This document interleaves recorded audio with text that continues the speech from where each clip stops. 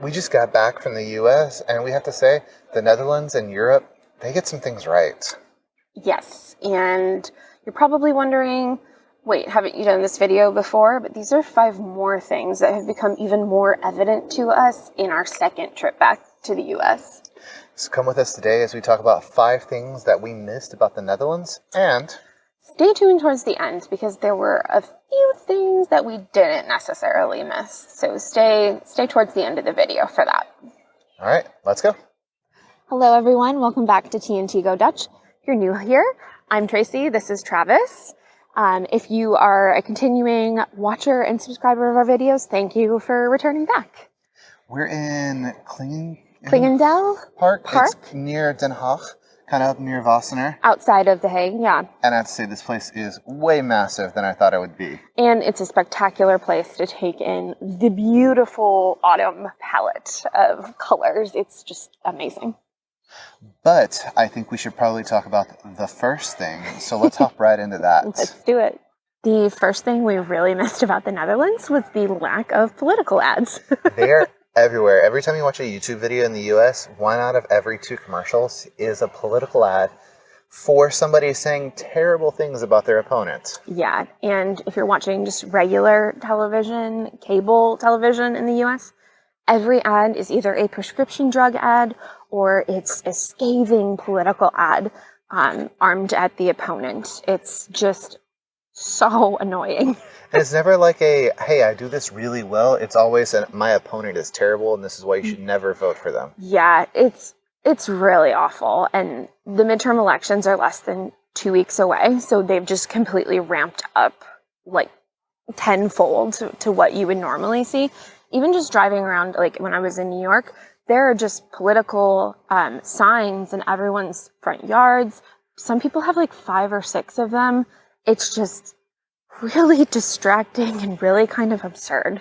Well, even when you go to vote, the polling places have tons and tons of ads in front of them for everybody running for everything. They're supposed to be a certain distance away from the polling place, though, I think. Yeah, but still, until you reach that barrier, it is just chock full. Whereas in the Netherlands, they had an election for local stuff in I think it was Alphen and de Rijn, and when I didn't even know there was an election going on. I just happened to walk through a building where it was happening. Yeah, so very refreshing to come back and just see normal commercials for things like grocery stores and such. Or, nuts and chips and things like that. Yeah, much more refreshing.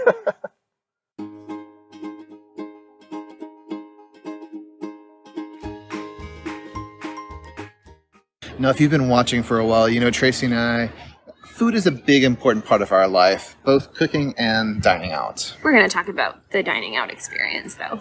Yeah, we were really excited to go dining out in the U.S. because we have a lot of restaurants we really miss and a lot of things that we really wanted to get while we were there. And we take our food very seriously when we go back to the U.S. We have a shared list on our phones of all the places we want to eat. Mm-hmm. And I've got to say about 50% of them were serious letdowns. Yeah, I mean, for me, Whataburger as a Texas boy was not as good as I remembered it being. And were there any places that really let you down? So I really wanted an American diner experience, and I just wanted a tuna melt. And the tuna melt that I had been fantasizing about for months was a huge letdown. Mm-hmm. So that was kind of a bummer. And it's not only the actual food itself, it's also some of the things that they do at the restaurants. Like, for example, whenever you pay, they take your card away. And just run away with it. Bye. And they'll be back in like 5 minutes or so with your actual bill and it being paid off. But it leaves you in the situation where you can't leave. You can't really do anything. You're just waiting for them to come back. And I've had it happen before where somebody took my card away and then copied down the numbers and used them for fraud. Yeah, not fun. And then you're right. You can't leave because you get a paper portion back where you need to write in your gratuity. And they have your physical card too. Yeah, and then you sign it and you go through the whole shebang. Another thing that was kind of frustrating was the loudness in some of the restaurants, and maybe we're just getting old, but... Yeah, we went to... A lot of the restaurants can hold like 200 to 300 people. So when you go there and it's full, it's completely packed. You cannot hear people at the table with you. Even the place that we went to for fajitas,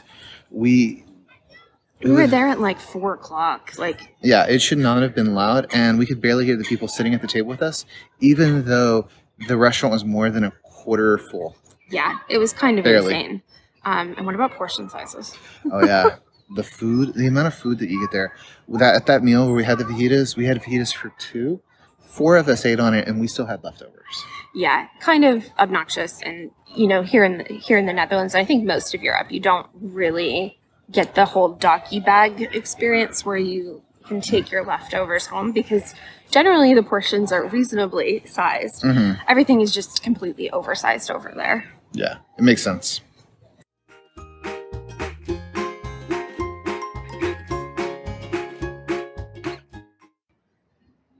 The third thing we really missed was just the general shopping experience.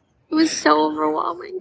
We went to HEB, which is kind of like the Albert Heijn of Texas. And at one point, there was so many people. There was easily 500 people in this grocery store. That's the size of, Utrecht Central. And there are so many things. We just wanted some simple chips. Oh my gosh, I think I had a panic attack in the grocery store. Yeah. And just so insane. Again, like no contactless pay in any of these shops. Just the enormous variety. Like, I've said it before, but do we really need 50 types of barbecue sauce? I mean, maybe in Texas you do, sure. Yeah, fair enough. And just like the lack of freshness and things like that. And you don't get the markets, so you don't have the fresh things that are very affordable. So, like, you can't get the 3 different types of mint for €1. Yeah. So we missed that a lot. Clothes shopping, going to like a shopping mall, I was just over it. I'd rather do pay online and pick up in store than rifle through racks and racks of clothing and yeah. When you buy it online, you know that they have it your size and things like that. Yeah. The fourth thing that I missed about being here in the Netherlands is the active lifestyle that we have here compared to the US. And that may be partially because we have a car in the US, but we don't have a car here, so we have to walk places or ride our bikes or things like that. But you really just can't have that lifestyle. No, and we've mentioned before, and you guys have directed us to not just bikes. There's actually a video on Houston and why he hates it. And it's funny enough, that was in the neighborhood Tracey and I used to live. Yeah. And yeah, there's no sidewalks. It's not very friendly to pedestrians or cyclists at all. And it was so flippin' hot in Texas. Being outside, you would just be drenched in sweat. So even just taking a walk like along the pond area near your family farmhouse, it was just obnoxious. Well, even there were fires while we were there. There was a roadside fire while we were at the house, and so you couldn't go into the major town because it was all on fire at the time, which is crazy. Yeah, so we're happy to be back. We're happy to be walking again. I think the lack of activity over there combined with the jet lag made me feel so sluggish. It was awful. Well, even when I wanted to go to do things with my nephews and take them out, there's no place we could really go walk to a playground and then walk to something to eat and then walk to do this. Everything, you had to pack everything up, get into a car, and drive. I have to say, this park is really, really nice. It's massive. It's huge. Yeah. Originally, we came for the Japanese gardens, which are only open for 8 weeks of the year, and this weekend is the last weekend of the autumn. And I think everyone had the same ideas that we did because it was pretty packed. So we did get some footage of there, but there was no way we were going to be able to film. So we just decided to take in the beauty of the rest of the park. Yeah, and it's a spectacular park. If you're in the area or have a chance to come, I would recommend coming. We're totally bringing Tabasco next time. You would love it.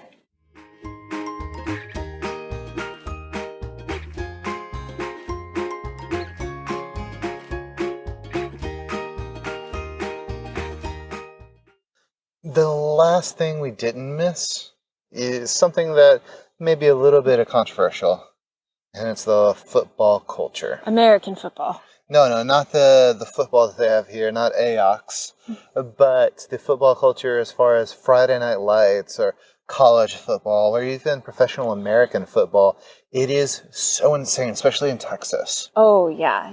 I mean, even in New York, like some of the local news channels will have like Friday Night Fever, and it'll be like the high school games, and you could honestly spend your entire weekend just watching football. Well, the thing is that on not only do they have the, 16, 17-year-old, 18-year-olds playing football for high school football, they even have the football for the middle schools. And my high school had 3 different football teams for freshmen, for the junior varsity, and for the varsity team. So can we talk about the stadium at your high school? Because we drove by it, and I was like, is that a professional sports stadium? The stadium there is 10,000 people it fits just for high school. And, you have the band that's part of it, the drill team that's part of it, you have concessions.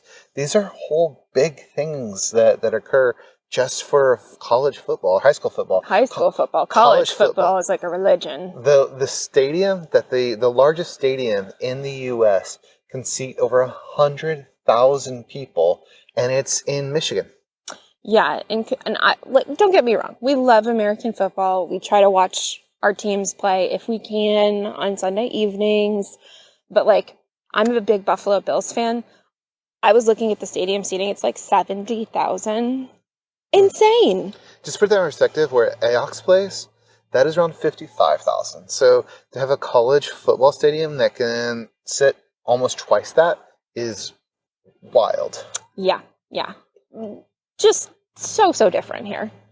Well, it was fun when I grew up because that's all I knew.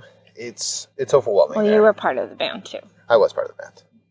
But Tracy's got Bills fever, so she's definitely in for the professional teams, whereas my professional team's kind of terrible.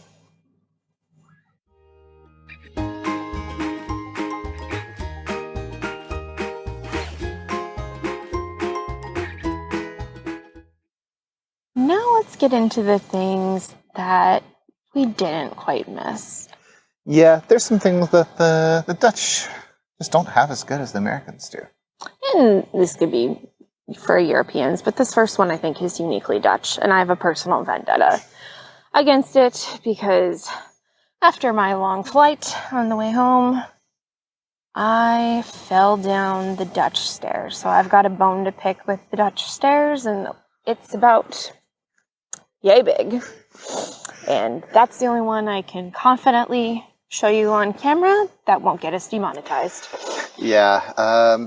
In the U.S., stairs in houses are much more like the stairs that you see at like a metro, where they're normal stairs. They're obviously not as wide, but they're definitely have a regular pitch about them and are more than, what feels like 2 centimeters at the edge. I realize that this is on me. I just felt the need to express my disdain and my bruised body from the slippery Dutch stairs. I think I forgot how to appropriately operate them in the 2 weeks I was gone. Well, in the U.S., most of the stairs that you see are carpeted or have some sort of grip, whereas a lot of the stairs here are just painted, and which makes them extra slick. Slippery socks is not a good combination. So we'll be waiting for my bruises to heal.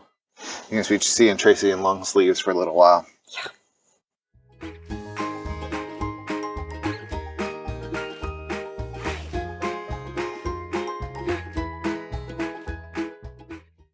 The second thing that I think Americans have more of is space. And I think it's obvious as soon as you're out of the airport, we realized that there was so much more space in between buildings. There was buildings that weren't attached to another one that were a lot further apart. Neighbors have more space in between. You're not sharing a wall. Mm-hmm. And we realize the Netherlands is a much smaller country, and it goes for most of Europe, where things are just smaller. Right. Well, it does make it a little harder to go walkable. It does give you a lot more privacy, and you feel like you can be a little louder without having to worry about bothering We're listening to our music and things. So we definitely try to be very conscious of our noise levels.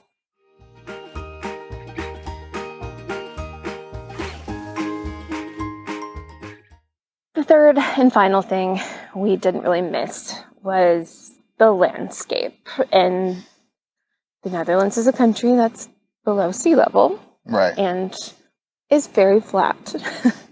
Well, there are beautiful places like this. You don't get the mountains. You don't get the things. I hear rumors of mountains in the very far south, but it's yet to be anything I've seen in any of the parts of the Netherlands we've been to. Yeah, and when we were in, what was it, Lake Como, we got to see some of the Alps and things like that, and that was really beautiful, but there's nothing really like that here. So I spent time in Colorado, my best friend's backyard. Essentially, you can go have your coffee outside, and you have just beautiful panoramic views of the mountains. Or New York, when I was there, it's just rolling hills, and it's just different. And I think that's going to wrap us up. Thank you so much for joining us today as we walk around this beautiful, amazing park. This has been really a special place to get to see. Mother Nature's full autumn palette is on display. Yeah. And it's quite lovely. And lots of cute dogs. So many dogs. We got to bring Tabasco here. That being said, we are very close to 4,000 subscribers, which is kind of crazy. I think we're less than 500 away. So if you're enjoying our content, please consider subscribing. We have some really fun stuff coming up in the next couple weeks. Perhaps another castle visit, which I'm super excited about. Christmas markets, Santa Claus. I mean, like it's going to be so fun. I can't wait for like the holiday season here. It's going to be a blast. So. And if you're not already following us on Instagram, we post lots more stuff. Anything we do that's outside of the Netherlands goes up on Instagram. And Facebook. We have a Facebook now. Yeah. Yeah. So thank you for joining us today. Have a good one, and we'll see you next week. Bye.